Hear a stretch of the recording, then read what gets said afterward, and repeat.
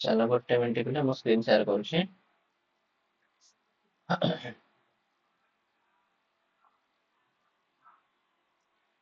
पिले screen visible होचे ना होनी? आज्ञा ठीक अछि।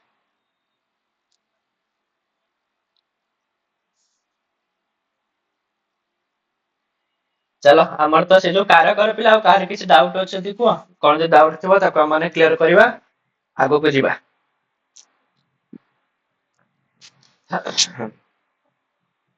कार भितर पिले कार किछ डाउट अछि?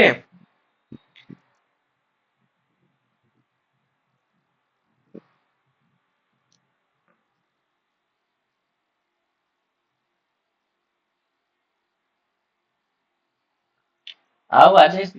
तमे पद्मनाभ गोटे कोन पठेइतला क्वेश्चन जाक तार आंसर कोन पाइला ना नाही ना कोन असुविधा हला? हम नहीं सर आउ दीटे पाइছি से कन्फ्यूज अछि सर आ गोटे कन्फ्यूज अछि गोटे कोडा कन्फ्यूज अछि को ए जे श्रीमद श्रीमद् भागवत होता किए जे ये प्रश्न पत्रटा माने कोठा प्रश्न पत्र ये ना एटा एमती से कोचिंग रो माने जो गूगल गूगल फॉर्म रे आसला के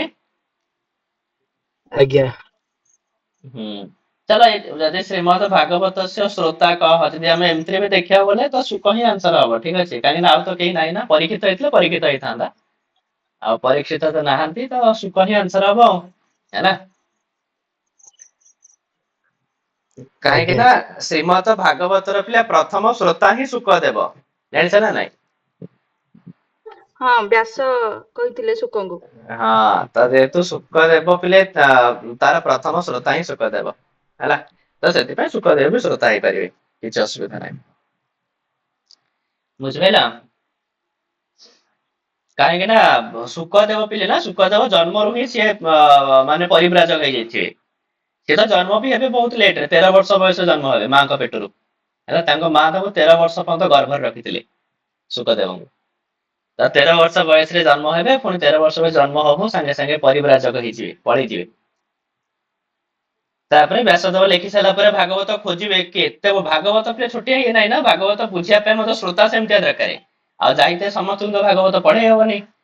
तब प्रकृत श्रोता किए से तो खोजी खोजी खोजी खोजी भाई मो पुओ को छाड़ी देला किए भल श्रोता अछि तापर सुखदेव को खोजी के पाइबे सुखदेव को ही प्रथमे सुनेबे तापर सुखदेव ताको प्रचार प्रसार करिबे भागवत को बुझिला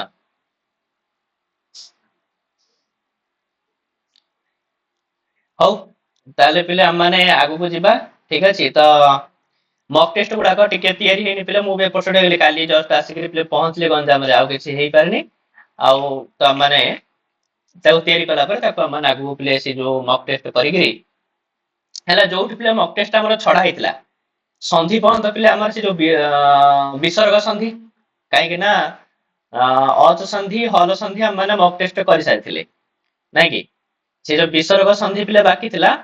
तो विसर्ग संधि टाको आगो प्रथमे करिया पिले हैला 20 तारिख दिन करिया ठीक अछि पहर दिन पिले करिवा पहर दिन को मॉक टेस्ट रखिया पिले विसर्ग संधि तापर हमर जहा जहा पे टॉपिक रहि रहि जिवो मु ता पूर्व दिन कहि दोथिबे त माने सेही टॉपिक गुडा पढुथुवा तार पिला माने मॉक टेस्ट करिवा हैला चलो तो आज गोटे नुआ विषय पिले आरंभ करिवा नुआ विषय किछि किछि जनक पे नुआ विषय किछि जनक पे पिले परिचित विषय भी हेतै पारे बुझेला तो विषय हला पिले कौटिल्य अर्थशास्त्र मोर वॉइस पूरा क्लियर सुनि परछ ना पिले किछि वॉइस क्रैक होनी त मझे मझे कहना मते लागु छै कि नेटवर्क बहुत इशू होतो किछि असुविधा नै ना ना ना किछ समस्या नहीं हां ठीक अछि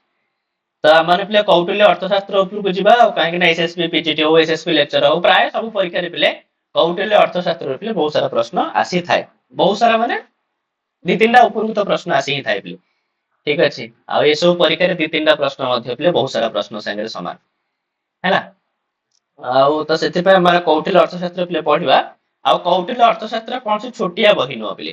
ବହୁତ ମାନେ ବିରାଟ କାୟ ବହି ପିଲେ, ଠିକ ଅଛି, ମହାନ ଗ୍ରନ୍ଥ। କିନ୍ତୁ ସେ ମହାନ ଗ୍ରନ୍ଥକୁ ତ ସମ୍ପୂର୍ଣ୍ଣ ପିଲେ ପଢି ହବନି, ଠିକ ଅଛି। ଆଉ ତ ତାର ଯେତିକି ପିଲେ ପ୍ରଶ୍ନ ଯେତିକି ଭିତରୁ ଆସୁଛି ତ କେବଳ ବିନୟାଧିକାରୀଙ୍କର ହିଁ ପ୍ରଶ୍ନ ଆସିଥାଏ ପିଲେ, ଯୋଉ ଫାଷ୍ଟ ଅଧିକରଣ ରହିଛି।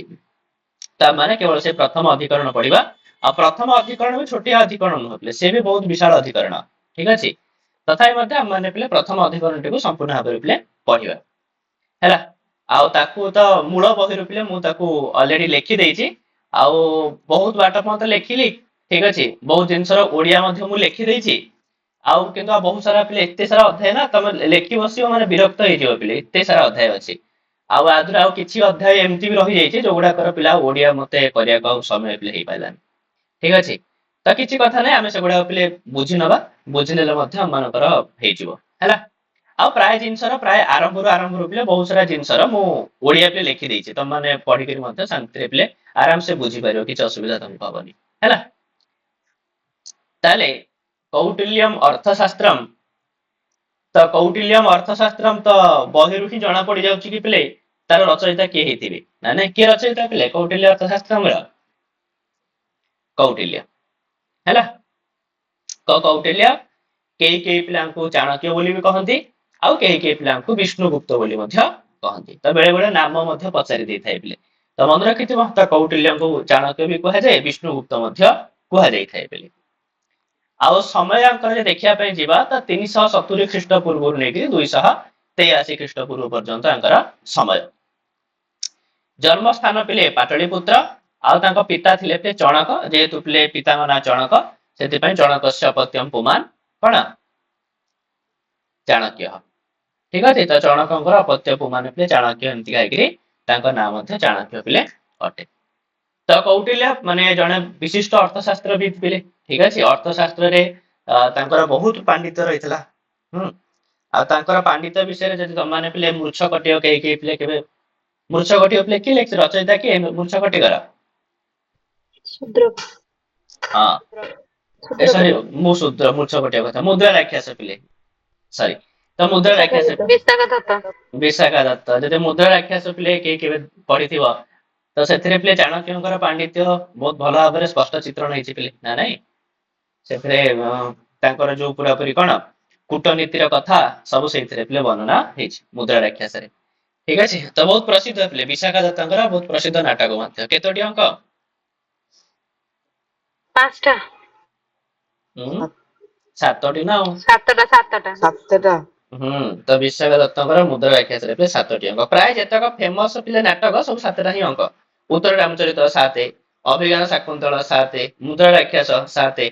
ବୁଝିହଉଛି। ତ ପ୍ରାୟ ଯେତେକ ସବୁ ଫେମସ ନାଟକ ପିଲେ ସବୁ 7 ଅଙ୍କ ହେଲା। ତ ସେଇ ଯୋଉ କୌଟିଲ୍ୟଙ୍କର ପିଲେ ଅର୍ଥଶାସ୍ତ୍ର, ତ ତାର ସେ ଆରମ୍ଭ ଏମିତି କରୁଛନ୍ତି ପିଲେ, ଅର୍ଥଶାସ୍ତ୍ରର ପିଲେ ପ୍ରଥମ ମଙ୍ଗଳାଚରଣ କରୁଛନ୍ତି ନମଃ ଶୁକ୍ର ବୃହସ୍ପତିଭ୍ୟାମ୍। ପ୍ରଥମ ମଙ୍ଗଳାଚରଣ ପିଲେ ଅର୍ଥଶାସ୍ତ୍ର ଯଦି ମଙ୍ଗଳାଚରଣ କିଏ ପଚାରେ ତେବେ ଇଏ ହେଲା ପିଲେ ମଙ୍ଗଳାଚରଣ। ନମଃ ଶୁକ୍ର ବୃହସ୍ପତିଭ୍ୟାମ୍, ଶୁକ୍ରାଚାର୍ଯ୍ୟ ଏବଂ ବୃହସ୍ପତିଙ୍କୁ ନମସ୍କାର ହେଲା। ଆରେ ଦେଖ, ଶୁକ୍ରାଚାର୍ଯ୍ୟ ବୃହସ୍ପତିଙ୍କୁ ନମସ୍କାର କଲେ, ସେ ଆଉ କାହିଁ କାହାକୁ ନମସ୍କାର କଲେନି? କାହିଁକି ନା କୌଟିଲ୍ୟଙ୍କର ତ ବିଷୟ ପିଲେ ଅର୍ଥଶାସ୍ତ୍ର ଲେଖିବେ, ଆଉ ଅର୍ଥଶାସ୍ତ୍ର ବିଶେଷ ଭାବରେ ଦେବତା ମାନଙ୍କର ଯିଏ ଗୁରୁ, ତ ହେଲା, ତ ଦେବତା ମାନଙ୍କ ପାଇଁ ସିଏ ଲେଖିଥିଲେ ଅର୍ଥଶାସ୍ତ୍ର। ଆଉ ଯୋଉମାନେ ଦୈତ୍ୟ ମାନଙ୍କର ଗୁରୁ ହେଲା, କିଏ ସେ? ଆରେ ଶୁକ୍ରାଚାର୍ଯ୍ୟ ପିଲେ, ହଁ, ତ ଦୈତ୍ୟ ମାନଙ୍କର ଗୁରୁ, ତ ସିଏ ଲେଖିଥିଲେ ଦୈତ୍ୟ ମାନଙ୍କ ପାଇଁ ଅର୍ଥଶାସ୍ତ୍ର। ତେବେ ଏଇ ଦୁଇ ଜଣ ପିଲା ଅର୍ଥଶାସ୍ତ୍ରର ବିଶିଷ୍ଟ ଜ୍ଞାତା ଥିଲେ। ତ ସେଥିପାଇଁ ସେ ଶୁକ୍ର ଆଉ ବୃହସ୍ପତି ଏଇ ଦି ଜଣଙ୍କୁ ପିଲେ ସେ ପ୍ରଣାମ କରିକି ନିଜର ଅର୍ଥଶାସ୍ତ୍ର ଲେଖା ସେ ଆରମ୍ଭ କରିଛନ୍ତି। ସେଥିପାଇଁ କଣ କହିଲେ, ନମଃ ଶୁକ୍ର ବୃହସ୍ପତିଭ୍ୟାମ୍, ତ ଶୁକ୍ରାଚାର୍ଯ୍ୟ ଏବଂ ବୃହସ୍ପତିଙ୍କୁ ମୋର ନମସ୍କାର। ଆଉ ତାଙ୍କୁ ନମସ୍କାର କରି ମୁଁ ମୋର ଅର୍ଥଶାସ୍ତ୍ର ପିଲେ ଲେଖା ଆରମ୍ଭ କରୁଛି। ଠିକ ଅଛି। ତାହେଲେ ଅର୍ଥଶାସ୍ତ୍ର ଯୋଉ ଆରମ୍ଭ କଲେ, କେମିତି କଣ ଅର୍ଥଶାସ୍ତ୍ର ପିଲେ? ନା ପୃଥିବ୍ୟାଃ ଲାଭେ ପାଲନେ ଚ ୟାବନ୍ତେ ଅର୍ଥଶାସ୍ତ୍ରାଣि ପୂର୍ବାଚାର୍ୟୈଃ ପ୍ରସ୍ଥାପିତାନି ପ୍ରାୟଶଃ ତାନି ସମୁହୃତ୍ୟ ଏକମ୍ ଇଦମ୍ ଅର୍ଥଶାସ୍ତ୍ରମ୍ କୃତମ୍। ତମେ ଯଦି ମୂଳ ବହିରୁ ପଢିବ ପିଲେ, ବୁଝଛ, ତମେ ଯଦି ଏଇ ଜିନିଷ ପିଲେ ମୂଳ ବହିରୁ ପଢିଥାନ୍ତ ହେଲା ତାହେଲେ ଏଗୁଡାକ ସବୁ ସନ୍ଧି କରି ଲେଖା ହେଇଥାନ୍ତା ପିଲେ, ପଢିବା ପାଇଁ ବଡ ଅସୁବିଧା ହେଇଥାନ୍ତା। ଏଥିରେ ମୁଁ ପୁରା ସୁନ୍ଦର ଭାବରେ ପିଲେ ସନ୍ଧି ପୁରାପୁରି ଖୋଲି ଦେଇଛି ପିଲେ, ଠିକ ଅଛି। ତ ମାନେ ଆରାମସେ ତମେ ପଢିପାରିବ, କିଛି ଅସୁବିଧା ନାହିଁ। ତାହେଲେ ସେ କଣ କହୁଛନ୍ତି ନା ପୃଥିବ୍ୟାହ ଲାଭେ ପାଲନେ ଚ, ପୃଥିବୀକୁ ଜିତିବାରେ, ଲାଭେ ମାନେ ପାଇବା, ଜିତିବା। ତ ହେ ରାଜା ମାନେ ଏ ପୃଥିବୀକୁ ଜିତିବ, ଆଉ ଖାଲି ତ ପୃଥିବୀ କି ଜିତିଦେଲେ ହବନି, ତାକୁ ପାଳନ ବି ତ କରିବ। ତ ସେଥିପାଇଁ ପୃଥିବୀ କି ପ୍ରାପ୍ତି ଆଉ ପୃଥିବୀ କି ପାଳନ କରିବା ପାଇଁ ଯାବନ୍ତି ଅର୍ଥଶାସ୍ତ୍ରାଣୀ, ଯେତେ ଅର୍ଥଶାସ୍ତ୍ର ପୂର୍ବ ଆଚାର୍ଯ୍ୟ ହିଁ ପ୍ରସ୍ଥାପିତାନି, ପୂର୍ବ ଆଚାର୍ଯ୍ୟ ମାନେ କରିସାରିଛନ୍ତି। କାହିଁକି ନା ସେ ଯୋଉ କୌଟିଲ୍ୟ ପିଲେ ସିଏ ତ ଅର୍ଥଶାସ୍ତ୍ର ତ କୌଟିଲ୍ୟଙ୍କ ଅମଳର ନୁହଁ, ଅର୍ଥଶାସ୍ତ୍ର ପିଲେ ତାଙ୍କ ପୂର୍ବ ଆଚାର୍ଯ୍ୟ ମାନେ ବି ଲେଖି ସାରିଥିଲେ। ତେଣୁ ସେଇ କଥା କହୁଛନ୍ତି କି ପୂର୍ବ ଆଚାର୍ଯ୍ୟ ମାନେ ଯାହା ବି ସବୁ ଅର୍ଥଶାସ୍ତ୍ର ଲେଖିଛନ୍ତି ପ୍ରାୟଶଃ ତାନି ସମୃତ୍ୟ, ତ ପ୍ରାୟଶଃ ସେମାନଙ୍କୁ ହିଁ ଏକାଠି କରିକି ଏକମ୍ ଇଦମ୍ ଅର୍ଥଶାସ୍ତ୍ରମ୍ କୃତମ୍, ତ ଏଇଭଳି ଭାବରେ ଗୋଟିଏ ଅର୍ଥଶାସ୍ତ୍ର ମୁଁ ଲେଖୁଛି। ଆଗରୁ ବହୁତ ଥିଲା, ଅର୍ଥଶାସ୍ତ୍ର ଥିଲା ସତ, କିନ୍ତୁ ଗୋଟେ ସିଷ୍ଟମେଟିକ ୱେରେ ନଥିଲା। ତ ଯିଏ ଯାହା ହିସାବରେ ପିଲେ କହିଦଉଥିଲେ। ତ କେବଳ ମାନେ ପର୍ଟିକୁଲାର ଗୋଟେ ଅର୍ଥଶାସ୍ତ୍ର ବୋଲି ଗୋଟେ ଗ୍ରନ୍ଥ ତ ପ୍ରଥମ ଥର ପାଇଁ ରଚନା କରିଥିଲେ କିଏ? ସେ କୌଟିଲ୍ୟ ପିଲେ। ନହେଲେ ପୂର୍ବରୁ ଅର୍ଥଶାସ୍ତ୍ର ରହିଥିଲା, କିନ୍ତୁ ତାହା ପିଲେ ମାନେ କ୍ଷୀଣ ଭିନ୍ନ ହେଇକିରି ଥିଲା ହେଲା। ତ ସେ ସବୁକୁ ଏକତ୍ରିତ କରିକିରି କୌଟିଲ୍ୟ ପିଲେ ଲେଖିଥିଲେ ହେଲା। ତାପରେ କଣ କହୁଛନ୍ତି ପିଲେ ନା ତସ୍ୟ ଅୟಂ ପ୍ରକରଣାଧିକରଣ ସମୁଦ୍ଦେଶଃ, ତାହେଲେ ତସ୍ୟ ତସ୍ୟ ଅର୍ଥଶାସ୍ତ୍ରସ୍ୟ, ତ ସେହି ଅର୍ଥଶାସ୍ତ୍ରର ଇଏ ହେଲା କଣ ନା ପ୍ରକରଣ ଅଧିକରଣ ସମୁଦ୍ଦେଶଃ, ଏଥିରେ କେତୋଟି ପ୍ରକରଣ ଅଛି, କେତୋଟି ଅଧିକରଣ ଅଛି, ଏମାନଙ୍କର ସମୁଦ୍ଦେଶ। ସମୁଦ୍ଦେଶ ମାନେ ପିଲେ କଣ? ଆରେ ସମୁଦ୍ଦେଶ କହିଲେ ମାନେ କହିବା, ଠିକ ଅଛି। ନଥିଲା ପିଲେ ଯୋଉ କଣ ଥିଲା ପିଲେ ଉଦ୍ଦେଶ୍ୟ ଲକ୍ଷଣ ପରୀକ୍ଷା ଚେତି କର୍ତ୍ତବ୍ୟ, ମାନେ ଉଦ୍ଦେଶ୍ୟ, ଉଦ୍ଦେଶ୍ୟ କହିଲେ ମାନେ କଣ ନାମ ମାତ୍ରେଣ ବସ୍ତୁ ସଂକୀର୍ତ୍ତନ ଉଦ୍ଦେଶ୍ୟ, ମାନେ ଜଷ୍ଟ ସେମାନଙ୍କ ନାଁ ହିଁ ଉଚ୍ଚାରଣ କରିବା, ତାକୁ ହିଁ ଉଦ୍ଦେଶ୍ୟ ବୋଲି କୁହାଯାଏ। ତ ଏଇ ଯୋଉ ଅଧ୍ୟାୟରେ ମୁଁ କେବଳ ପ୍ରକରଣ ଆଉ ଅଧିକରଣ ମାନଙ୍କର ସମୁଦ୍ଦେଶ, ସେମାନଙ୍କର ନାଁ ଗୁଡାକ ହିଁ ମୁଁ କହୁଛି। ତ ତମାନେ ଦେଖ, ତାହେଲେ ଏ ଅଧ୍ୟାୟରେ କିଛି ସେ ବିଷୟ ବସ୍ତୁ ବିଷୟରୁ ଯିବେନି ପିଲେ। ଏ ଅଧ୍ୟାୟରେ ସେ ଖାଲି କହିବେ କି ଏଇ ଯୋଉ ଅର୍ଥଶାସ୍ତ୍ରରେ ପିଲେ କେମିତି ଷ୍ଟ୍ରକ୍ଚର, ଅର୍ଥଶାସ୍ତ୍ରରେ କଣ କଣ ପ୍ରକରଣ ଅଛି, କଣ କଣ ଅଧିକରଣ ଅଛି, ଖାଲି ଆରି ବିଷୟରେ ହିଁ କହିବେ। ତାହେଲେ ସେ କଣ କହୁଛନ୍ତି? ତ ଅର୍ଥଶାସ୍ତ୍ରର ପିଲେ ପ୍ରଥମ ଅଧିକରଣ ପରୀକ୍ଷାରେ ପଚାରି ଦେଇପାରେ ପିଲେ କି ପ୍ରଥମ ଅଧିକରଣର ନାଁ କଣ? ତ ମନେ ରଖିବ କୋଉ ଅଧିକରଣ ପିଲେ? ବିନୟାଧିକାରିକ ହେଲା। ଅର୍ଥଶାସ୍ତ୍ରର ପିଲେ ପ୍ରଥମ ଅଧିକରଣର ନାଁ ହେଲା ପିଲେ ବିନୟାଧିକାରିକମ୍। ଆଉ ଏଥିରେ ନା ପିଲେ 18ଟି ପ୍ରକରଣ ରହିଛି। ଯୋଉ ବିନୟାଧିକାରିକମ୍ ଅଛି ଏଥିରେ ପିଲେ 18ଟି ପ୍ରକରଣ ଅଛି। ତାହେଲେ ଏଥିରୁ ପିଲେ ଆମେ ଗୋଟେ କଥା ଶିଖିଲେ କି ଅଧିକରଣ, ଅଧିକରଣ ପିଲେ ସବୁଠୁ ବଡ ପିଲେ ହେଲା। ଅଧିକରଣ ଯଦି ପିଲେ ସବୁଠୁ ବଡ ସେଟ ପିଲେ, ଇଏ ହେଲା ମନେକର ଏ ସେଟ, ତା ଭିତରେ ରହିଛି ପିଲେ ପ୍ରକରଣ ସବୁ ହେଲା। ତ ଅଧିକରଣ ଭିତରେ ସବୁ କଣ ଅଛି ପିଲେ? ପ୍ରକରଣ, ବୁଝିହଉଛି? ଏଇ ସବୁ ଗୋଟେ ଗୋଟେ ପିଲେ ପ୍ରକରଣ ହେଲା। ତାହେଲେ ସବୁଠୁ ବଡ ସେଟ ହେଲା ପିଲେ ଅଧିକରଣ, ଅଧିକରଣ ଭିତରେ ଅଛନ୍ତି ସବୁ ଛୋଟ ଛୋଟ ପିଲେ ପ୍ରକରଣ। ତାହେଲେ ଏଇଭଳି ଭାବରେ ଯୋଉ ପ୍ରଥମ ଅଧିକରଣ ପିଲେ ନାଇଁ ବିନୟାଧିକାରିକ, ତ ବିନୟାଧିକାରିକମରେ ପିଲେ କେତୋଟି ପ୍ରକରଣ ଅଛି? ନା ପିଲେ 18ଟି ପ୍ରକରଣ ରହିଛି ହେଲା। ତ କଣ କଣ ପିଲେ 18ଟି ପ୍ରକରଣ? ନା ବିଦ୍ୟା ସମୁଦ୍ଦେଶଃ, ବୃଦ୍ଧ ସଂयोग, ଇନ୍ଦ୍ରିୟ ଜୟ, ଅମାତ୍ୟ ଉତ୍ପତ୍ତି, ମନ୍ତ୍ରୀ ପୁରୋହିତୋତ୍ପତ୍ତି, ଉପଧାभिः ଶୌଚ ଶୌଚ ଜ୍ଞାନम ଅମାତ୍ୟାନାମ୍, ଗୁଢ ପୁରୁଷ ଉତ୍ପତ୍ତି, ଗୁଢ ପୁରୁଷ ପ୍ରଣିଧି, ସ୍ୱ ବିଷये କୃତ୍ୟାକୃତ୍ୟ ପକ୍ଷ ରକ୍ଷଣମ୍, पर विषये कृत्याकृत्य पक्षोपग्रहः, मंत्राधिकारः, दूत प्रणिधिः, राजपुत्र रक्षणम्, अवरुद्ध वृत्तम्, अवरुद्धे च वृत्तिः, राज प्रणिधिः, निशांत प्रणिधिः, ଆଉ ପିଲେ ଆତ୍ମରକ୍ଷିତକମ୍। ତ ଏଇଭଳି ଭାବରେ ଯୋଉ ପ୍ରଥମ ଅଧିକରଣ ପିଲା ଅଛି କଣ ବିନୟାଧିକାରିକମ ଅଛି। ତ ଏଇଭଳି ଭାବରେ ଏଥିରେ ଅଛି ପିଲେ 18ଟି ପ୍ରକରଣ ହେଲା। ବୁଝିହବ ତ ପିଲେ? ତାପରେ ଏଇଭଳି ଭାବରେ ଏଥିରେ ପିଲେ ଟୋଟାଲ ଅର୍ଥ ସଂଗ୍ରହରେ ପିଲେ କେତୋଟି ଅଧିକରଣ ଅଛି? ନା ପିଲେ 15ଟି ଅଧିକରଣ, 15ଟି ନା ହଁ 15ଟି ଅଧିକରଣ ହେଲା। ତ ଟୋଟାଲ ଯଦି ଆମେ ଇଏ ପ୍ରଥମ ଅଧିକରଣ, ଆଉ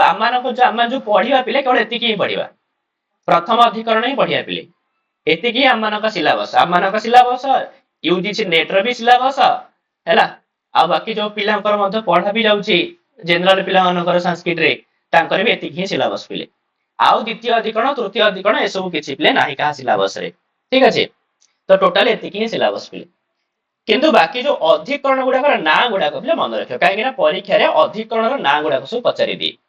ହେଲା, ଯେମିତି ପ୍ରଥମ ଅଧିକରଣ ହେଇଗଲା ପିଲେ କଣ ବିନୟ ଅଧିକାରିକମ୍, ସେମିତି ଦ୍ୱିତୀୟ ଅଧିକରଣ ନାଁ ହେଲା ପିଲେ ଅଧ୍ୟକ୍ଷ ପ୍ରଚାର, ଏଥିରେ ଅଛି ପିଲେ 38 ପ୍ରକରଣ। ତୃତୀୟ ଅଧିକରଣ ପିଲେ ଧର୍ମସ୍ଥିୟମ୍ 19ଟା ପ୍ରକରଣ। ଚତୁର୍ଥ ପିଲେ କଣ୍ଟକ ଶୋଧନମ୍ 13ଟା ପ୍ରକରଣ। ହେଲା, ଆଉ ପଞ୍ଚମ ଅଧିକରଣ ପିଲେ ଯୋଗ ବୃତ୍ତମ୍ 7ଟା ପ୍ରକରଣ। ଷଷ୍ଠ ଅଧିକରଣ ହେଲା ମଣ୍ଡଳ ଯୋନିହି 2ଟା ପ୍ରକରଣ। ସପ୍ତମ ପିଲେ ହେଲା ଷାଡଗୁଣ୍ୟମ୍ 29ଟା ପ୍ରକରଣ। ବହୁତ ଥର ମୁଁ ପିଲେ ଦେଖିଲେଣି ପରୀକ୍ଷାରେ, ବହୁତ ମାନେ ୟୁଜିସି ନେଟ ର ପିଲେ ମୁଁ ଟୋଟାଲ ସବୁ ଯାକ ବର୍ଷର ପ୍ରଶ୍ନ ଦେଖିଛି, ଏଇ ଅଧିକରଣଟା ପିଲେ ବହୁତ ଥର ପରୀକ୍ଷାରେ ପଚାରେ।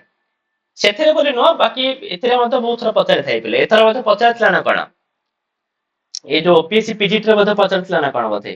ସପ୍ତମ ଅଧିକରଣର ନାଁ କଣ ବୋଲି।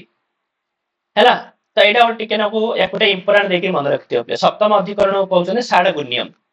ତାପରେ ଅଷ୍ଟମ ଅଧିକରଣ ପିଲେ ବ୍ୟସନାଧିକାରିକମ୍। ନବମ ଅଧିକରଣ ହେଲା ଅଭିଆସ୍ୟତ କର୍ମ। ହେଲା, ଦଶମ ହେଇଗଲା ସାଂଗ୍ରାମିକମ୍। ଏକାଦଶ ପିଲେ ସଂଘ ବୃତ୍ତମ୍।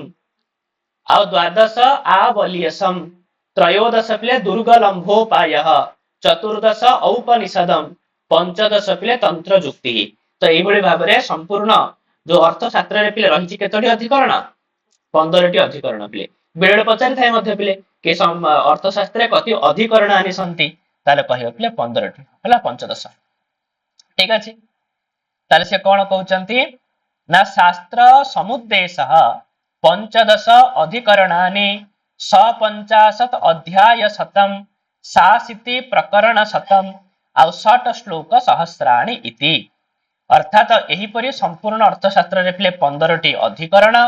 150ଟି ଅଧ୍ୟାୟ ଆଉ 180ଟି ପିଲେ ପ୍ରକରଣ ତଥା 6000ଟି ପିଲେ ଶ୍ଲୋକ। ହେଲା, ମନେ ରଖିବ ପିଲେ 15ଟି ଅଧିକରଣ, ତାପରେ 150ଟି ପିଲେ ଅଧ୍ୟାୟ ଆଉ 180ଟା ପିଲେ ପ୍ରକରଣ ଆଉ ତା ସହିତ ପିଲେ 6000ଟି ଶ୍ଲୋକ ରହିଛି। ହେଲା, ଆଉ ବିଶେଷ ଭାବରେ ପ୍ରଥମ ଅଧିକରଣ ନାମ ପିଲେ ମନେ ରଖିବ। ପ୍ରଥମ ଅଧିକରଣ ହେଇଗଲା କଣ ବିନୟ ଅଧିକାରିକ। ଠିକ ଅଛି ପିଲେ, ବିନୟ ଅଧିକାରିକ, ଯୋଉଥିରେ ପିଲେ ପ୍ରକରଣ ସଂଖ୍ୟା କେତେଟା, ଆରେ ପ୍ରକରଣ ପିଲେ କେତୋଟି, ହଁ 18ଟା। 18ଟି ପିଲେ ପ୍ରକରଣ। ମନେ ରହିଛି ପିଲେ ଆରାମସେ 18ଟି ପର୍ବ। ଠିକ ଅଛି, 18ଟି ମହାପୁରାଣ, ତ 18ଟି ପ୍ରକରଣ ହେଲା, ଅଷ୍ଟାଦଶ ପ୍ରକରଣାନି। ତାପରେ ସେଥିରୁ କଣ କହୁଛନ୍ତି ପିଲେ ନା ସୁଖ ଗ୍ରହଣ ବିଜ୍ଞେୟମ୍ ତତ୍ୱାର୍ଥ ପଦ ନିଶ୍ଚିତମ୍ କୌଟିଲ୍ୟେନ କୃତମ୍ ଶାସ୍ତ୍ରମ୍ ବିମୁକ୍ତ ଗ୍ରନ୍ଥ ବିସ୍ତରମ୍। ତାହେଲେ ସୁଖ ଗ୍ରହଣ ବିଜ୍ଞେୟମ୍, ଅର୍ଥଶାସ୍ତ୍ର ପିଲେ କେମିତିକା ଜିନିଷ ନା ସୁଖ ଗ୍ରହଣ ମାନେ ସୁଖ ମାନେ ଖୁସି ଖୁସି ଆରାମସେ ବିନା କଷ୍ଟରେ। ତ ବିନା କଷ୍ଟରେ ତୁମେ ତାକୁ ଗ୍ରହଣ କରିପାରିବ, ଖାଲି ଗ୍ରହଣ କରିବନି ବିଜ୍ଞେୟମ୍ ବୁଝି ବି ପାରିବ। ଆଉ ତତ୍ୱାର୍ଥ ପଦ ନିଶ୍ଚିତମ୍, ଏଥିରେ ପ୍ରତିଟି ତତ୍ୱାର୍ଥ ମାନେ ପ୍ରତିଟି ପଦର ପିଲେ ତତ୍ୱାର୍ଥକୁ ନିଶ୍ଚୟ କରାଯାଇଛି। ହେଲା, ଆଉ କୌଟିଲ୍ୟେନ କୃତମ୍ ଶାସ୍ତ୍ରମ୍, ତ କୌଟିଲ୍ୟଙ୍କ ଦ୍ୱାରା କରାଯାଇଥିବା ଏହି ଶାସ୍ତ୍ର ବିମୁକ୍ତ ଗ୍ରନ୍ଥ ବିସ୍ତରମ୍, କିନ୍ତୁ ଏଥିରେ ଗ୍ରନ୍ଥକୁ ଅତି ବିସ୍ତାର କରାଯାଇନି। ତ ଗ୍ରନ୍ଥ ବିସ୍ତାରକୁ ପିଲେ ବିମୁକ୍ତ ଛାଡି ଦିଆଯାଇଛି, ଗ୍ରନ୍ଥକୁ ବେଶୀ ପିଲେ ମାନେ ବଢିଆ ମାନେ ଏତେ ବଢିଆ ଯାଇନି ପିଲେ, ବହୁତ କମରେ ଲେଖା ଯାଇଛି। ହେଲା, ହଉ ଠିକ ଅଛି ପିଲେ, ତ ଏଇଭଳି ଭାବରେ ଇଏ ଥିଲା ପିଲାମାନଙ୍କର ପ୍ରକରଣ ଅଧିକରଣ ସମୁଦ୍ଦେଶ। ତ କେତୋଟି ପ୍ରକରଣ କେତୋଟି ଅଧିକରଣ, ତ ଏସବୁ ବିଷୟରେ ପିଲେ ଚର୍ଚ୍ଚା ଆମର ଥିଲା। ତ ବର୍ତ୍ତମାନ ଆମ ମାନଙ୍କର ପିଲେ ପ୍ରଥମ ଯୋଉ ଅଛି ହେଲା ପ୍ରକରଣ, ତ ତାହା ପିଲେ ଆରମ୍ଭ ହବ। ଠିକ ଅଛି, ତାହେଲେ ଅଧିକରଣ 1, ଅଧିକରଣ ନାଁ ହେଲା ପିଲେ ବିନୟ ଅଧିକାରିକ, ପ୍ରକରଣର ନାଁ ହେଲା ପିଲେ ବିଦ୍ୟା ସମୁଦ୍ଦେଶ। ପିଲେ ବିଦ୍ୟା, ବିଦ୍ୟା କେତେଟା, ବିଦ୍ୟା କଣ, ସେଇ ବିଷୟରେ ପିଲେ। ଆଉ ପ୍ରଥମ ଅଧ୍ୟାୟ 1 ଅଛି ପିଲେ ଆନୁକ୍ଷକି ସ୍ଥାପନା। ତ ପିଲେ ଯୋଉ ଆନୁକ୍ଷକି ଅଛି ପିଲେ,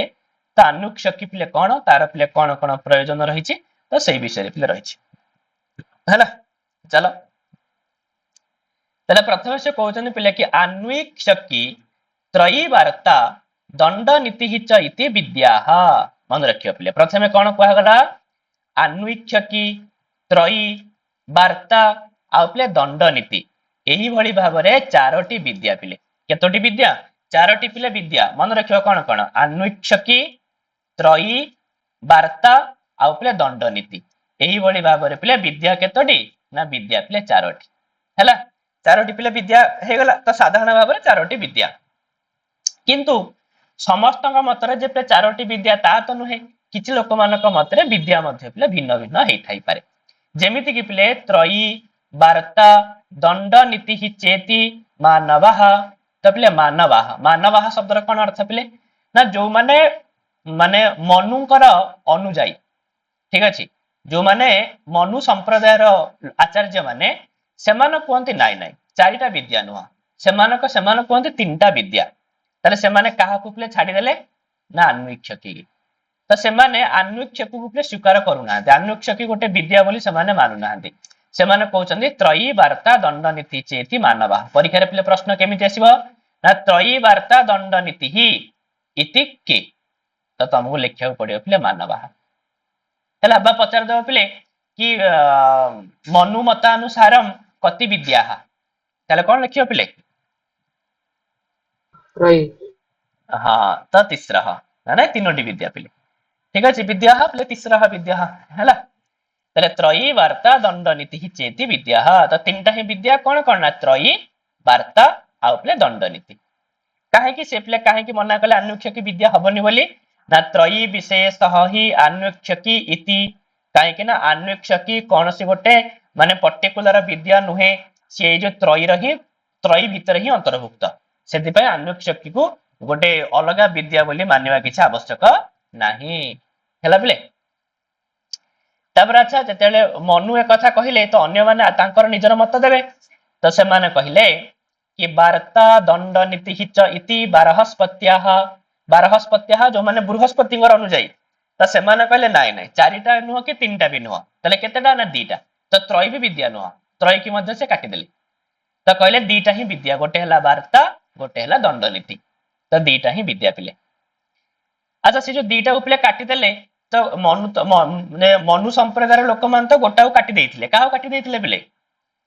अन्वीक्षकी की अन्वीक्षकी को काहे ना से माने कहले अन्वीक्षकी कोनसी विशिष्ट विद्या नुह से त्रय भीतर ही इनक्लूड तो ताकू एक्स्ट्रा कहया किछि आवश्यक नाही तो मनु तो एक कथा कहि करी तो अन्वीक्षकी उपले हटेई देले तो आउ जो तीनटा पिले बंचिथिला त्रयी वार्ता और दंड नीति तो बारहस्पत्याः जो माने बृहस्पतिଙ୍କର अनुଯାयी से माने कहले त्रयी मध्य विद्या नुह त्रय की मध्य काटी दिया जाऊ अच्छा त्रय की तमे काहे काटलो कोन कारण ना संवरण मात्रम ही त्रयी लोक यात्रा विदह इति काहे कि ना जो माने लोक यात्रा विदह माने जो माने ए संसार ए प्रजा मानकु केमिति माने चलेबा उचित ए सब जो माने भल भाबरे जानंती से माने कहंती से माने कोन कहंती ना त्रयी कौन सी विद्या नुह कहीं त्रयी है संवरण मात्रम पहले संवरण शब्द अर्थ है आजीविका त्रयीटा केवल आजीविका माने आपणे निया जाई थाई अर्थात ब्राह्मण त्रयी कहले पहले तीनटा वेद पिले ठीक अच्छे ऋक यजु साम ए तीनटा को ही त्रयी बोली कह जाए अर्थात ब्राह्मण माने निजर जीविका निर्वाह करबा पई ब्राह्मण माने निजर पिले माने चलिया पई पिले तो से माने त्रयी को आपणे थांती तो सेति पई त्रयी कौन सी विद्या नुहे बोले को माने कहंती बारहस्पत्या बृहस्पतिଙ୍କର अनुଯାयी माने हैला तले बृहस्पति अनुଯାयी माने वार्ता और दंड नीति को विद्या बोली मानंती लोक यात्रा विधि माने त्रयी को आजीविका साधन बोली कहंती सेति पई त्रयी कोन सी पिले पर्टिकुलर विद्या हबो नाही ताले पिले चारटा थिला चार रु पुनी 3 हैला 3 रु पुनी 2 हैला अच्छा 2 मध्ये केही लोक अछन तांको 2 मध्ये पसंद हैला नाही से कहले नाही गोटी ही विद्या हबो ताले दंड नीति ही एका विद्या इति औसनसाह तो दीटा तो ऑलरेडी कटि सारी थिला हैला आ जो दीटा थिला से दीटा भितर गोटा पिले मध्य पुणी काटी देले का को दंड नीति की तो कहले दंड नीति मध्य विद्या ही दंड नीति ही केवल एकमात्र विद्या वार्ता पिले कौन सी विद्या नुहे हैला ताले से एक कथा को माने कहले ना औसनसाह कहले अरे पिले उसनस शब्द गोटे अछि उसनस माने पिले एंच के शुक्राचार्य हैला उसनाहा रूपम चले पिले तो उसना कर जी अनुजाई से माने पिले औसनसाह से माने शुक्राचार्यଙ୍କର अनुजाई तेरे जो माने शुक्राचार्यଙ୍କର अनुजाई थिले सेमानक मतरे कोन ना दंड नीति ही एका विद्या परीक्षा रे पचार दो पिले कि दंड नीति ही एका विद्या इति के वदंती ताले मन रखियो पिले औसन साहा तो सेमाने कहती दंड नीति ही एकमात्र विद्या कहीं ना तस्याम ही सर्व विद्यारंभ प्रतिबद्ध इति कहीं ना दंड नीति भितर सबु विद्या पिले रही जाउछि बा सबु विद्यार आरंभ पिले जड़ित बुझे होछि जड़ित माने कहियार तात्पर्य दंड नीति रहिछि ताले लोक सबु विद्या मध्य अध्ययन करिवे जे दंड नीति की तमे काढी दबो ताहले आ केही काको मानिबेनी कि किछि अब रहइबो नाही सेति औसन साहा माने कहती कि केवल दंड नीति एकमात्र पिले विद्या हैला तो चारटा जाके मन रखियो प्ले किंतु चतस्रः एव विद्याः इति कौटिल्यः किंतु कौटिल्य कौन कहती कौटिल्य कहती चारिटा ही विद्या हैला आनुक्षकी त्रयी वार्ता दंड नीति ही तो यही भाव में चारोटी ही विद्या पिले क्या मतरे ना कौटिल्य मतरे अच्छा कौटिल्य पिले कथा कहीं कहले ना ताभि धर्मार्थौ यत विद्यात् तद विद्यानां विद्यात्वं कहीं ना ताभि तो से चारोटी जाक विद्या द्वारा पिले धर्मार्थ तो धर्म और अर्थर पिले लाभ होई थाए तो धर्मार्थ यत विद्यते धर्मार्थ जेहेतु पिले विद्यमान हुए बा धर्म और अर्थ पिले सिद्धि होई थाए तद सेथि पई विद्यानां विद्यात्वम सेथि पई विद्या एमान एमान को विद्या बोली ग्रहण करा जिवो बा एई विद्या मानकर विद्यात्व रहिछि एमान को विद्या बोली कुहा जिवो हैला ताले बुझाबो तो कहा मतरे पिले केतोटी कोन विद्या हला प्रथमे हला मनु आसीबे मनु कहबे नै तीनटा विद्या तांको मतरे अनुक्ष कि नाही तापरे 12 हस्पति आसीबे से माने कहबे त्रय की भी काटी दियो हला अनुक्ष कि त्रय दिटा काटी दियो तापरे औसन शासी कहबे तमे तीनटा जगह काटी दियो गोटा को ही रख काको दंड नीति को हला किंतु कौटिल्य कहबे नै चारोटी जाक विद्या भितर ग्रहण हेबे ताले हो तो विद्या तो हेगला पिले कहा मतरे केतेटा विद्या कोन एसो तो हेगला ताले वर्तमान जो प्रथमे तुम जो कहले आनुक्षकी तो आनुक्षकी केमितिका जिंस आनुक्षकी माने कोन ताले आनुक्षकी माने कोन सेई कथा वर्तमान कहबे पिले हैला देख कहजने पिले सांख्यम योगः लोकायतम च इति आनुक्षकी तो कहउचंदी सांख्य सांख्य दर्शन योग दर्शन आ पिले लोकायत दर्शन पिले का कोन देखि कहला अरे लोकायत हाँ लोकायत दर्शन पे चारबाक दर्शन अन्य ना है चारबाक दर्शन पिले अन्य ना है लोकायत दर्शन बुझे ताले ये जो तीनोटी पिले दर्शन रही एमानक ही पिले आन्वीक्षकी बोली कहा जाय थाए पिले मन रखिबा सांख्य योग और लोकायत ये हैला पिले आन्वीक्षकी तापरे कोन कहउचंती ना धर्म धर्मौ त्रय्याम जो त्रयी रहिला त्रयी भितर पिले कोन कोन रही थाए ना त्रयी भितर धर्म और अधर्म रही थाए धर्म कोन अधर्म कोन से सब जिंस पिले कहा भितर बनना थाए त्रयी भितर आ पिले वार्ता भितर कोन कोन जाउछि ना अर्थ अनर्थ वार्तायाम वार्ता भितर पिले अर्थ आ पिले अनर्थ दीटा जाक जिंस पिले अछि वार्ता भितर आ दंड नीति भितर कोन जाउछि ना नय अपनय दंड नित्याम नय माने न्याय अपनय माने पिले अन्याय ताले न्याय अन्याय ठीक अछि ए सब विषय पिले दंड नीति भितर जाउछि आ कहउचंदी बला बले च एतासाम हेतुभिः अनुक्ष्यमाणा अनुक्षकी लोकस्य उपकरोति व्यसने अभ्युदये च बुद्धिम अवस्थापयति प्रज्ञा वाक्य क्रिया वैसारद्यम च करोति ताले कहउचंदी कि एही त्रयी आदि विद्या मानकर प्रधानता और अप्रधानता को भिन्न भिन्न कारण द्वारा निर्धारित करी आन्वीक्षकी लोकर उपकार करिथाए ताले कहउचंदी ए समस्त भितर आन्वीक्षकीर काम पिले कोन ना से कहउछि त्रयी आदि विद्या मानक भितरे जो प्रधानता तांकर कोन कोन अप्राधान्य ए सब को भिन्न भिन्न कारण दृष्टि रूपले से निर्धारण करिथाए करिकिरी लोकस्य उपकरोति लोकर पिले उपकार करिथाए व्यसने अभ्युदये च बुद्धिम अवस्थापयति व्यसन कहले दुख अभ्युदय माने सुख तो दुख और सुख रे पिले से बुद्धि को स्थापन करिथाए बा स्थिर रखिथाए आ प्रज्ञा वाक्य क्रिया वैसारद्यम करोति प्रज्ञा माने बुद्धि वाक्य माने कहिबा क्रिया माने करिबा तो ए सब रे पिले विशारद करिथाए के से ना आन्वीक्षकी बेले बेले बहुत सारा परीक्षा में एमती प्रश्न देखि पिले नेट रे देथियो पिले का लोकस्य उपकरोति व्यसने अभ्युदये च बुद्धिम अवस्थापयति प्रज्ञा वाक्य क्रिया वैसारद्यम च करोति तले के पिले अन्वीक्षकी हैला ତ ଆନ୍ସର ପିଲେ କଣ अन्वीक्षकी ପିଲେ ଏଇ ସବୁ ଜିନିଷ କରିଥାଏ ଆଉ ସେଥିପାଇଁ ପିଲେ କୁହାଯାଏ कि प्रदीपः सर्वविद्यानाम् उपायः सर्वकर्मणाम् आश्रय सर्वधर्माणाम् शश्वत अन्वीक्षकी मता तो प्रदीपः सर्वविद्यानाम् तो सर्वविद्यानाम् माने समस्त विद्या मानकर ठीक अछि तो समस्त विद्या मानकर ना ये हला पिले प्रदीपः तो सब विद्या को पिले आलोक देखेबा वाला ही अन्वीक्षकी पिले आ उपायः सर्वकर्मणाम् तो समस्त कर्मर ये हला पिले उपाय किसे अन्वीक्षकी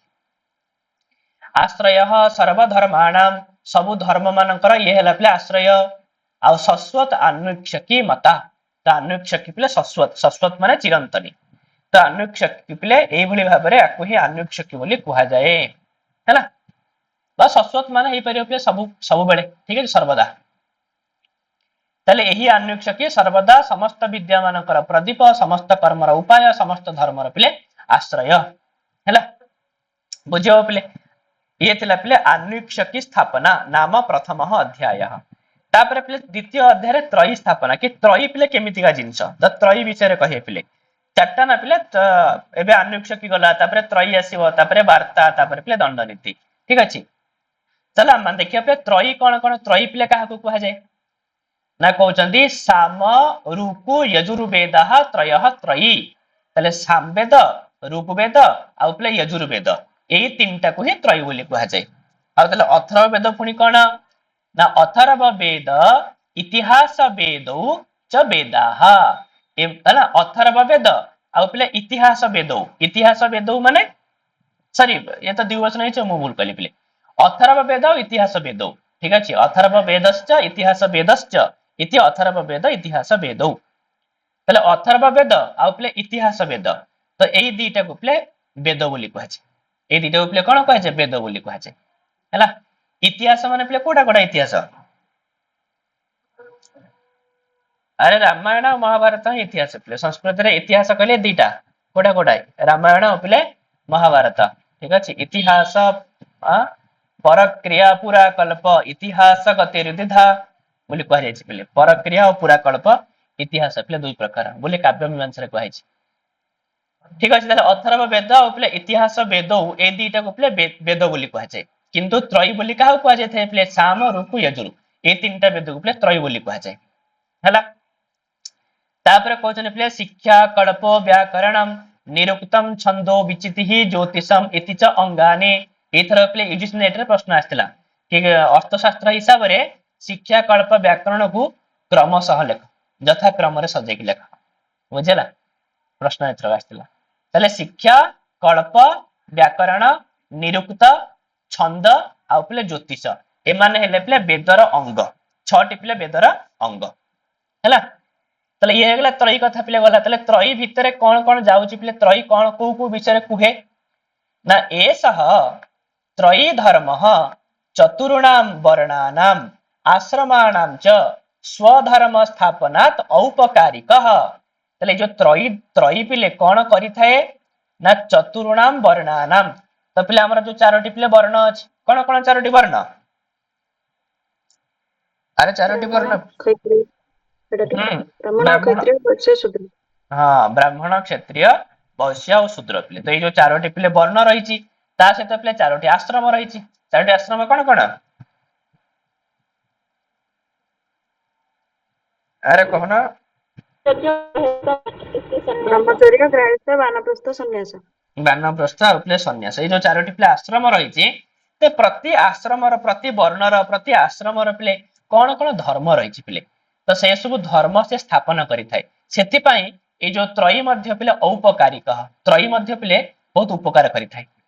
तो वर्तमान हम देखिबा कि चारोटी वर्ण रो पिले कोन धर्म चारोटी आश्रम रो पिले कोन धर्म बुझला एवडा सब बहुत इंपोर्टेंट पिले परीक्षा रे इथरो ही प्रश्न आसे पिले तो सेति पई थरे थरे पढि थियार अछि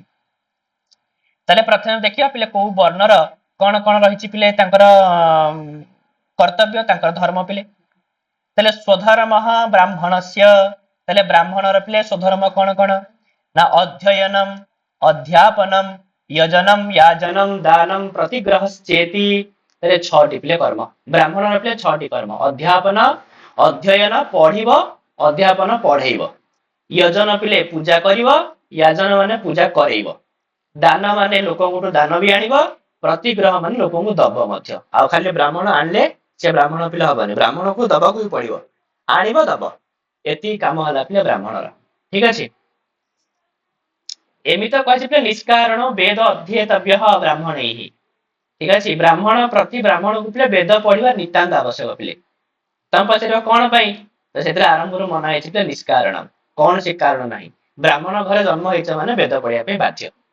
बुझला निष्कारण कौन सी कारण ता पछरे पिले नाही ठीक अछि पिले तले ब्राह्मणर ये हला 6टी कर्म अध्ययन अध्यापन यजन याजन दान और प्रतिग्रहण तले क्षत्रियर पिले कोन कर्तव्य ना अध्ययन यजनम दानम शस्त्राजीवः भूत रक्षणम च ये अध्ययन माने क्षत्रिय माने पढ़ी पारे किंतु पढ़ी परिवेनी यजन माने सी यज्ञ कहा द्वारा करेबे किंतु माने कहार यज्ञ से करि परिवेनी हैला दान माने से अन्य को दान करिवे किंतु आनी परिवेनी माने कोन करिवे पिले दान करिवे किंतु पिले कोन करि परिवेनी काहाटु प्रतिग्रहण करि परिवेनी काहाटु पिले माने किछ आनी परिवेनी तापर शस्त्राजीव माने माने शस्त्र द्वारा जहार आजीव पिले माने युद्ध करिकरी युद्ध करिवा हैला आ पिले भूत रक्षण भूत माने प्रजा त प्रजा मानको रक्षा करिवे केते राजा माने क्षत्रिय माने आ वैश्य मानकर कर्तव्य पिले कोन ना वैश्य मानकर पिले अध्ययन से माने अध्ययन करिवे हैला यजन यज्ञ करिवे दान दान भी करिवे ता सहित पिले कृषि आ पशुपाल्य तो कृषि करिवे पशुपालन भी करिवे आ पिले वाणिज्य आ पिले व्यवसाय मध्य करिवे वाणिज्य मध्य करिवे पिले ठीक अछि आ तापरे शूद्रंकर पिले कोन धर्म ना शूद्रस्य द्विजाति शुश्रूषा वार्ताकारु कुशीलव कर्मच तो शूद्र मानकर काम हला पिले द्विजाति शुश्रूषा द्विजाति जो माने दुई जाति पिले दुई जाति को माने ब्राह्मण क्षत्रिय वैश्य ए तीनटा हले दुई जाति पिले काहे ना तीनटा जक जाति पिले व्रत कर हुए हैला ब्राह्मण रे व्रत कर हुए क्षत्रिय रे भी हुए वैश्य मानकर भी हुए ठीक अछि सेति पय एमानु को पिले दुई जाति बोली कहंदी जेतु आंकर पिले दी थर जन्म होइथाय तो सेति पय दुई जाति माने एई जो आंकर जो मान रहिले ब्राह्मण क्षत्रिय शूद्र से मानकर शुश्रूषा माने सेवा करिवे आ ता से पिले वार्ता वार्ता माने बुझ कोन वार्ता कहले जो बाहक पिले ठीक अछि माने चिट्ठी नबा आनी बाहु ता सहित पिले कारु कुशीलव कर्म कारु माने जो कारु कार्य पिले आ कुशीलव कहले पिले जो माने घर पिले घर मनकर मिस्त्री काम हे गला ठीक अछि ए टाइप रो काम पिले तो ए टाइप रो काम सब शूद्र माने पिले करि परिबे ठीक अछि तो ए बडी भाबरे प्रति वर्ण रे पिले सब निज निज धर्म विषय पिले वर्णना करा जायछि खाली वर्ण नुह तो प्रति आश्रम मानक विषय मध्य कहा जायछि ए आश्रम रो मध्य पिले परीक्षा रे प्रश्न आसी थाय तारे जो हमर जो चारोटी क्लास से जो तो जो दिउ जाति शुश्रूषा वार्ता कारु कुशलम सेटा टिके आउथरे बुझी देबे जो दिउ जाति से मानकर सेवा करले तापरे वार्ता सेटा टिके आउथरे कहबे देखो ये जो वार्ता जे ने वार्ता माने वार्तार बहुत सारा अर्थ है परिबो ठीक अछि वार्ता एठी मते ऊपर गोठर कहला ना एठी कि कृषि पशुपाल्य वाणिज्य ए तीनटा को वार्ता बोली कहा जाय आउ बा वार्ता एमती भई परिबो किछि चिट्ठी नबा आनिबा काम भी हिपाला ठीक अछि तो ये सब काम शूद्र माने करि परिबे वृत्त भी तो वार्ता रे जीव हां वृत्त भी वार्ता रे जीव हां जेमति कि राजदूत जो माने रहउतले हां राजदूत तो ए टाइप रो सब कर्म शूद्र माने करि परिबे आ ता से तो कारु कारु कहले पिले कारु कार्य ठीक अछि कारु कार्य माने बुझछ ना कारु कार्य पिले जो शिल्पी माने जो काम करंती हां जो मूर्ति बनेबा हे गला ठीक अछि ए टाइप रो कारीगरी हां कारीगरी काम आ तापरे कुशीलव कर्म कुशीलव माने ला जो माने हां हां कुशल कारीगर ठीक अछि तो ए सब काम हे गला कुशीलव माने जो नर्तकी गायन भयन करंती हां कुशीलव से अर्थ भी हे परिबो ठीक अछि नर्तक हे परिला बा कोनसी हला अभिनय इत्यादि रे भाग नै परिबे हां हां जे हमरा नाट्य तत्व नै कि कुशीलव हां कुशीलव प्रकुरवंती ठीक अछि आज्ञा आज्ञा तो जो माने पिले कुशल थांते से माने से सब काम शूद्र माने पिले करि पारि हैला ता से तो पिले प्रति जो आश्रम रहिछि पिले प्रति आश्रम रे कोन कोन कार्य ना गृहस्थस्य प्रथम आश्रम पिले गृहस्थ आश्रम ठीक अछि प्रथम आश्रम ब्रह्मचर्य आश्रम बाकी गृहस्थ रूपले आरंभ करूछन्ती ठीक अछि तो गृहस्थस्य स्वकर्मा जीवः तुल्यैः असमानार्षिभिः वैवाह्यम ऋतुगामित्वम देव पितृ अतिथि भृत्येषु त्याग आउ प्ले शेष भोजनम च हैला गोटे गृहस्थर प्ले कौन कौन कर्तव्य देख कहीं आम समस्त प्रायतः गृहस्थ तो गृहस्थर कार्य है पिले स्वकर्मा जीव तो निजर जो कर्म से कर्म पिले करिवो हैला निजर पिले जहाँ कर्म निजर जहाँ जीविका से जीविका को प्रथम करिवो गृहस्थर पिले प्रथम काम तापर कहछि पिले तुल्य माने समान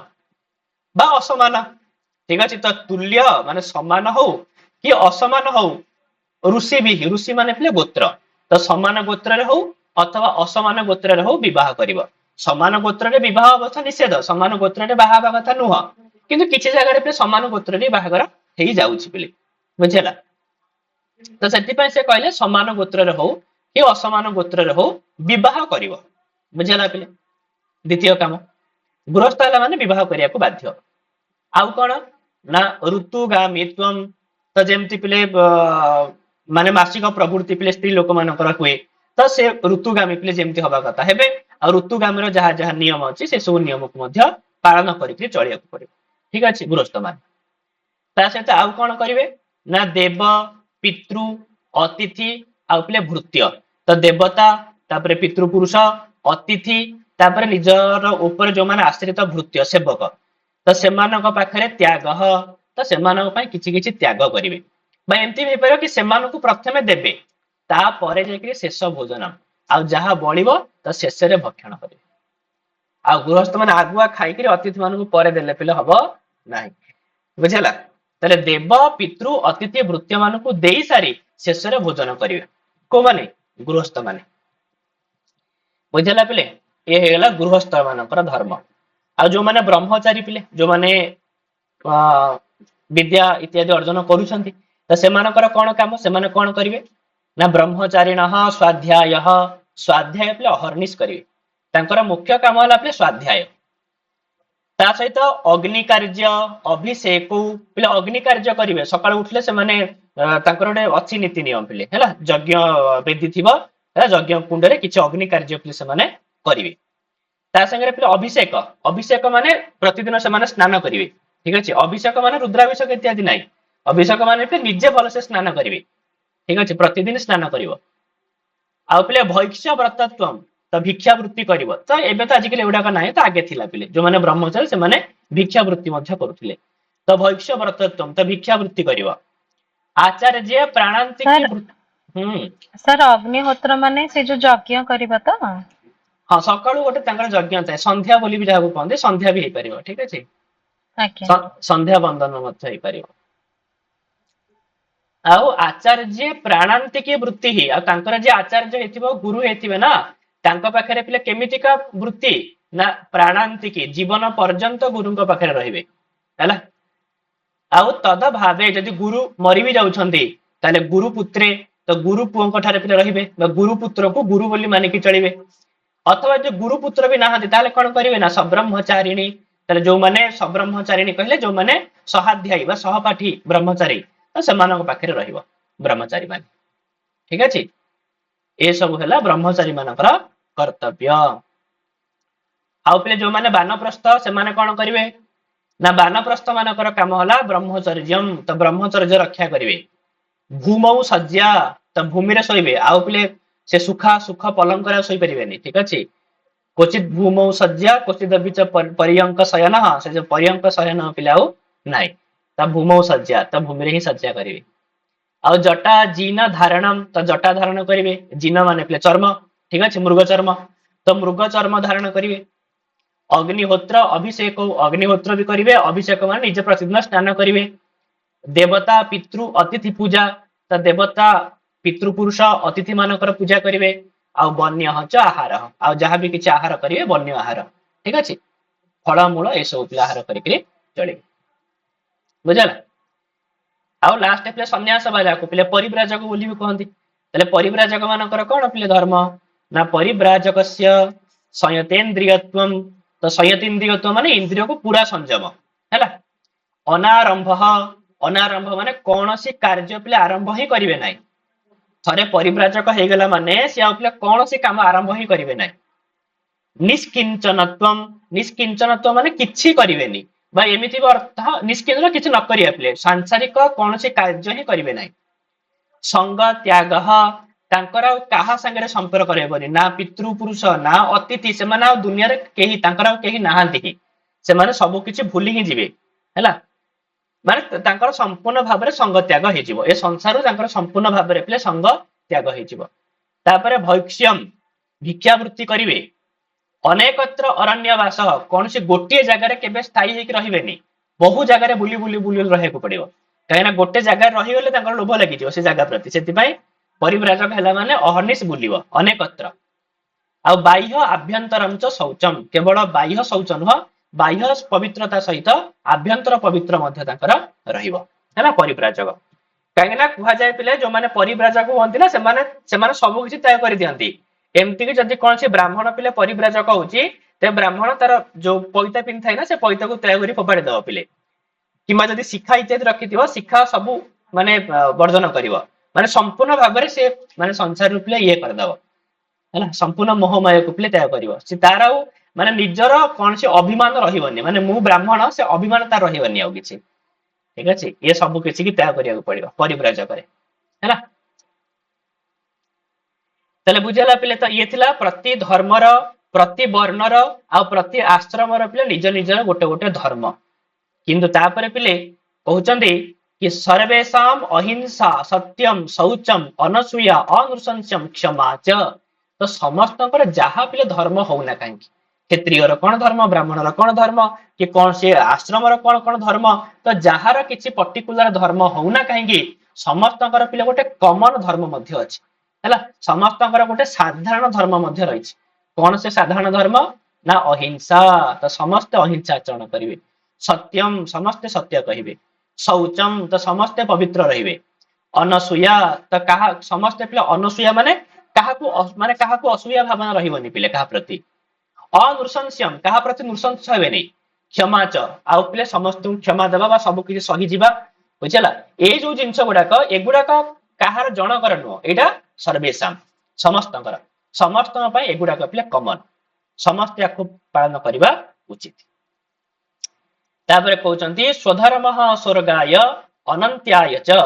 ଆଉ ଯଦି ନିଜର ନିଜ ଧର୍ମ ପିଲେ ପାଳନ କଲ ତାହେଲେ ସ୍ୱର୍ଗ ଲାଭ ହେଇଥାଏ, ଆଉ ଅନନ୍ତ୍ୟ, ଅନନ୍ତ୍ୟ କହିଲେ ମୋକ୍ଷ ମିଳିଥାଏ ହେଲା। ଆଉ ତସ୍ୟ ଅତିକ୍ରମେ ଲୋକ ଶଙ୍କରାତ ଉଚ୍ଛିଦ୍ୟତ, ଆଉ ଯଦି ସେଇ ନିଜ ଧର୍ମକୁ ପିଲେ କିଏ ଅତିକ୍ରମ କଲା ବା ନିଜ ଧର୍ମକୁ କିଏ ଯଦି ତ୍ୟାଗ କଲା ତାହେଲେ ଏଇ ଲୋକ ପିଲେ ଶଙ୍କରାତ ଉଚ୍ଛିଦ୍ୟତ, ଶଙ୍କରାତ ମାନେ ମାନେ ଶଙ୍କର ଜାତୀୟ, ଠିକ ଅଛି। ଶଙ୍କର ଜାତୀୟ ମାନେ ବୁଝଛ ନା, ବହୁତ ଖରାପ ଛୋଟ ଅର୍ଥରେ କୁହାଯାଏ ପିଲେ, ଠିକ ଅଛି। ତ ମାନେ ଲୋକମାନେ ବହୁତ ଖରାପ ହେଇକରି ଲାଷ୍ଟକୁ ସେମାନଙ୍କର ବିନାଶ ହେଇଥାଏ ହେଲା। ତ ତସ୍ମାତ ସ୍ୱଧର୍ମଂ ଭୂତାନାଂ ରାଜାନ ବ୍ୟଭିଚାରୟେତ୍ ସ୍ୱଧର୍ମଂ ସନ୍ଦଧାନୋ ହି ପ୍ରେତ୍ୟ ଚେହ ଚ ନନ୍ଦତି, ତ ତସ୍ମାତ ସେଥିପାଇଁ ସ୍ୱଧର୍ମଂ ଭୂତାନାଂ, ତ ପ୍ରଜା ମାନଙ୍କର ଯାହା ଯାହା ସ୍ୱଧର୍ମ ରହିଛି, ତ ରାଜା ନ ବ୍ୟଭିଚାରୟେତ୍, ତ ରାଜା ସେମାନଙ୍କୁ ସେ କର୍ମରୁ ମାନେ ବିଚ୍ୟୁତ କରିବା ଉଚିତ ନୁହଁ, ବା ରାଜା ସେମାନଙ୍କୁ ସେ କର୍ମରୁ ତାଙ୍କୁ ଏଡେଇବା ଠିକ ନୁହଁ। ଆଉ ସ୍ୱଧର୍ମଂ ସନ୍ଦଧାନୋ ହି, ଆଉ ନିଜ କର୍ତ୍ତବ୍ୟ ନିଜ ଧର୍ମ ସେମାନଙ୍କୁ ଦେଇକିରି ହିଁ ରାଜା ପିଲେ କଣ ହେଇଥାଏ, ନା ପ୍ରେତ୍ୟ, ପ୍ରେତ୍ୟ କହିଲେ ଏଇ ପୃଥିବୀ ଲୋକରେ, ସରି ପ୍ରେତ୍ୟ ମାନେ ପିଲେ ମାନେ ମଲା ପରେ, ଆଉ ଇହ ମାନେ ପିଲେ ଏହି ଲୋକରେ ନନ୍ଦତି ମାନେ ଖୁସିରେ ରୁହେ। ତ ତେଣୁ ରାଜା ପ୍ରଜା ମାନଙ୍କୁ ସେମାନଙ୍କ ସ୍ୱଧର୍ମରୁ ବିଚ୍ୟୁତ ହେବାକୁ ଦିଅନ୍ତୁ ନାହିଁ, ପ୍ରଜା ମାନଙ୍କୁ ସ୍ୱଧର୍ମରେ ରଖିଥିବା ରାଜା ଏହି ଲୋକରେ ଆଉ ପରଲୋକରେ ମଧ୍ୟ ସୁଖୀ ହୋଇଥାଏ। ବୁଝିହବ ନା ପିଲେ। ତାପରେ କହୁଛନ୍ତି ବ୍ୟବସ୍ଥିତାର୍ୟ ମର୍ୟାଦା ମର୍ୟାଦା କୃତ ବର୍ଣାଶ୍ରମ ସ୍ଥିତି ତ୍ରୟା ହି ରକ୍ଷିତ ଲୋକ ପ୍ରସିଦତି ନସିଦତି,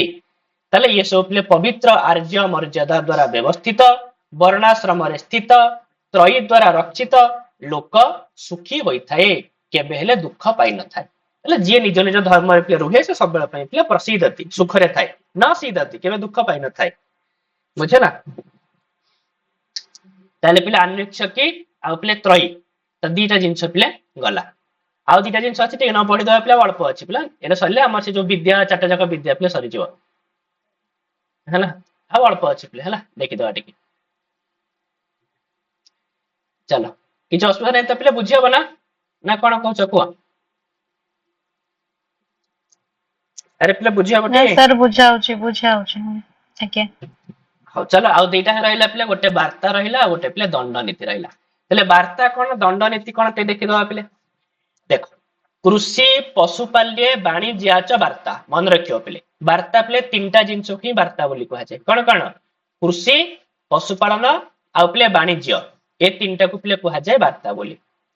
तले धान्य पशु हिरण्य कुप्य बिष्टि प्रदानात औपकारिकी तले यही वार्ता द्वारा पिले मनुष्य को धान्य पशु हिरण्य माने सुना कुप्य माने तंबा बिष्टि कहले पिले चाकर बाकर ए सबु किछि पिले मिली थाए सेति पई वार्ता पिले सबुठु उपकारक होई थाए तया स्वपक्षम परपक्षम च वशी करोति कोश दंडाभ्याम तो यही जो वार्ता द्वारा ही राजांकर राजकोष पिले भरपूर होई थाए आ राजा निजर राजकोष आ जो दंड नीति द्वारा से निज लोकों को भी आ शत्रु पक्षर लोक मान को मध्य वशीभूत करि थाए हैला तो यह द्वारा उपार्जित कोष आ सेना द्वारा राजा निज पक्ष तथा पर पक्ष को वश करी रखि थाए हैला ये तो हैला पिले वार्ता तो दंड पुणी कोन ना अन्वीक्ष की त्रयी वार्ता नाम योगक्षेम साधन दंड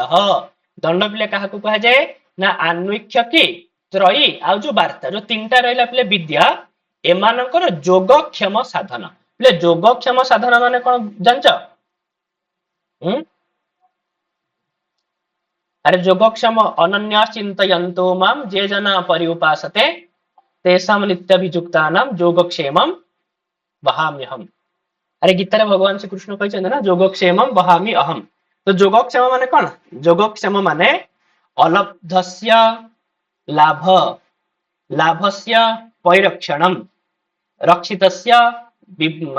वर्धनम याकू कहंती पिले हला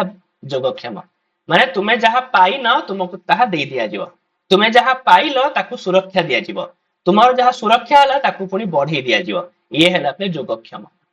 ताले जो अन्योक्ष की त्रयी आ वार्ता एमानकर योगक्षेम साधन हला पे दंड दंड द्वारा ही योगक्षेम साधन पे ही थाए आ तस्य नीति की दंड नीति आ से दंडर नीति की पे दंड नीति बोली कहा जाए आ दंड नीति पे केमिति का देख देइछि एति पे अलब्ध लाभार्थ जहा लाभ करिना ताहा तुमको लाभ करे दिया जिवो अप्राप्त वस्तु को प्राप्त कराए लब्ध परिरक्षणे प्राप्त वस्तुर रक्षा करे रक्षित विवर्धने रक्षित वस्तुर वृद्धि कराए वृद्धस्य तीर्थेषु प्रतिपादिनी च तो वृद्धि को प्राप्त करथिबा वस्तु को समुचित कार्य रे विनियोग कराए आ खाली तो पिले पैसा धन संपत्ति बढ़ी गला तो हबनी ताकू पुनी उपयुक्त मार्ग रे लगेबार अछि तो से सब जिंस उपले योगक्षेम साधन बोली कहा जाय आ ताहा केवल हेई पारे पिले कहा द्वारा ना दंड नीति द्वारा हैला आ तस्याम आयत्ता लोक यात्रा आ से दंड नीति द्वारा ही ये लोक यात्रा पिले निर्भर तस्मात लोक यात्रार्थी नित्यम उद्यत दंड स्यात् सेति पय जे पिले प्रजा मान को चलिया पय चाहुथबो राजा जे प्रतिदिन पिले उद्यत दंड सब बेल पे हाथ रे पिले दंड धरथिबार अछि न हि एवं विधम वसोपनयनम अस्ति भूतानाम यथा दंड इति आचार्यः काहे आचार्य माने कहंती कि दंड भलिया एमिति किछि उपाय नाही जहा द्वारा प्रजा मान को वसोपनयन जहा द्वारा प्रजा मान को वशीभूत करा जाई परियो केवल दंड द्वारा ही प्रजा मान को वशीभूत करा जाई परियो सेति पय राजा माने दंड नीति को सब बेले पिले आपणेबा उचित किंतु न इति कौटिल्य किंतु कौटिल्य कहछन ना एकता तुमर ठीक कथा नुआ काहे कि ना तीक्ष्ण दंड ही भूतानाम उद्वेजनीय जदि राजा पिले तीक्ष्ण दंड हे गला तीक्ष्ण दंड माने कोन जदि सब बेले खाली अहरनिश बारे खाली दंड ही दंड देई चलिबो ताहले भूतानाम उद्वेजनीय ताहले से माने प्रजा माने तांको ऊपर रागी जिवे प्रजा माने केते बेले कोन कर देबे ठीक नै हैला आ जदि मृदु दंड ह ताहले परिभूयते आ राजा जे जमा दंड ही दबनी पिले कोहळ दंड कर देबो ताहले परिभूयते ताहले से अपमानित हबो प्रजा माने केही मानिबे नै ताकू बुझियला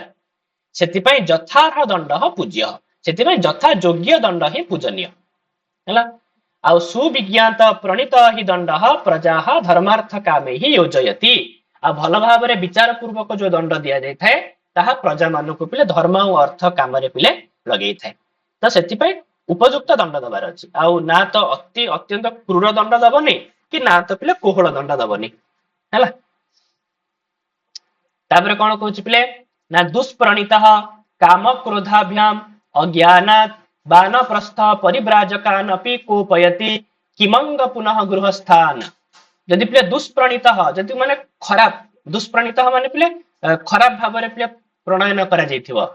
काम क्रोधाभ्याम कौन काम बसरे हो कौन क्या रागी करी पिले प्रतिशोध नबा पाई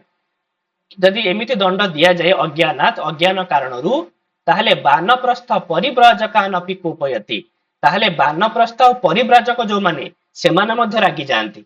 माने एमाने को नॉर्मली रागिया कथा नुह किंतु एमाने भी रागी जाती आ किमंग पुनः गृहस्थान आ गृहस्थ मानकर कथा हमें कौन कहबो ना नहीं जदि राजा एमती खराब दंड दब ना ताहले बानप्रस्थ परिव्राजक एमाने मध्य रागी जाती आ बाकी किमंग पुनः गृहस्थान ताहले गृहस्थंकर कथा हमें कौन कहबो आ जदि अप्रणीत जदि राजा पे जमा दंड ही दब नहीं ताहले मात्स्य न्यायम उद्भावयति ताहले पिले मात्स्य न्याय हेजिबो पिले मात्स्य न्याय माने कोन जानछ